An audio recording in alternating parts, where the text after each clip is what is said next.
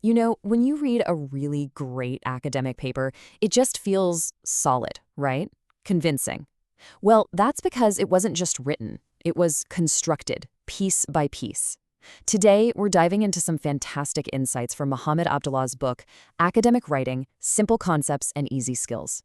We're going to look at your paper like it's a house and figure out how to build an argument that can truly stand up to anything. So, yeah, let's grab our hard hats. We're about to explore the four key principles for building a rock-solid argument: structure, coherence, cohesion, and unity. Think of this as your own personal architectural masterclass. By the time we're done, you'll have the blueprints you need to build some seriously powerful and persuasive papers. Okay, so every great building project starts with a blueprint. It has to, and in academic writing, that blueprint is your structure. This is the big picture plan that's going to decide the shape of your entire argument and, make sure everything ends up in the right place. Now, the most common and honestly the most reliable blueprint out there is the classic three-part essay.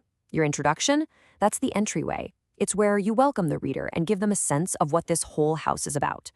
The body is the series of rooms where you actually live out the argument, and each room is focused on one specific idea or piece of evidence. And then you have the conclusion.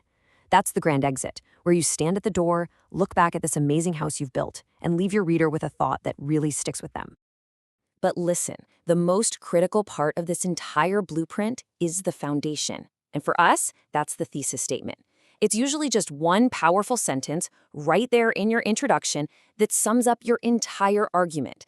Everything you build from this point on, every single word has to rest securely on this one central idea. All right, so just having a blueprint doesn't mean the house will be easy to live in. You need a logical floor plan. And that's where our second principle, coherence, comes into play. It's not just about having rooms, it's about making sure they're arranged in an order that actually makes sense. So coherence is all about that overall logical flow. A coherent paper guides your reader almost effortlessly from the introduction through every single point and right to the conclusion. The reader should never, ever feel lost or confused, wondering, wait, how did we get here? When your paper is coherent, your argument just feels inevitable. It feels powerful. And this slide just shows you exactly what that feels like. I mean, on the left, you've got chaos. It's like a house where you have to walk through a bedroom just to get to the kitchen. It's confusing, it's illogical. But on the right, you've got a clear, logical path where everything feels natural and intentional. That is the power of coherence. So we've got the blueprint, that's our structure, and we have the floor plan, that's coherence. But what's actually holding the walls and the beams together? Well, now we're zooming in from the big picture right down to the nuts and bolts, cohesion. This is the nails, the mortar, and the glue of your writing. Right, so if coherence is that big picture logical flow, cohesion is all about the sentence-level connections. It's the specific words and phrases you use to literally link one idea to the next. This is what makes your writing feel like a smooth, continuous whole instead of just a jumble of separate thoughts. And here it is, your actual toolkit for building those connections. Think of linking words like however or therefore as little signposts pointing to the next room. Repeating keywords is like having a recurring design motif. It reinforces your main points. Using pronouns, that's how you tie sentences together without being clunky. And using parallel structures, that just creates a really satisfying rhythm and clarity. These are the small tools that make a huge difference.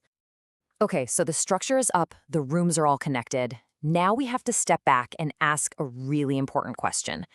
Does it all look like one single unified house? Does every single element actually belong here? This brings us to our next principle, making sure we have a unified design through unity. I really love this quote from the source because it just gets right to the point. Unity demands that everything, and I mean everything in your paper, every piece of evidence, every example, every little detail has to serve one single purpose, supporting your main thesis. Think of it this way. Unity is your paper's architectural style. If your thesis is about building a sleek, minimalist, modern home, you don't just suddenly throw in a random, ornate Victorian-era window, right? Any detail that doesn't fit the overall design is just a distraction, and it weakens the whole structure. So our house is beautifully designed, it's solidly built. The very last step is to put up some signs so our guests, our readers, can find their way around easily. And that's where smart formatting comes in. Seriously, do not underestimate the power of good formatting. Clear headings and subheadings aren't just there to look pretty. They are the signposts inside your house. They break your argument down into these manageable chunks and let the reader see at a glance how your ideas are organized. It lets them just glide right through your argument. So as you sit down to write your next paper, don't just think of yourself as a writer. Think of yourself as an architect. Look at your structure, your flow, your connections, your overall design. And then ask yourself this one simple question: is your writing built to last?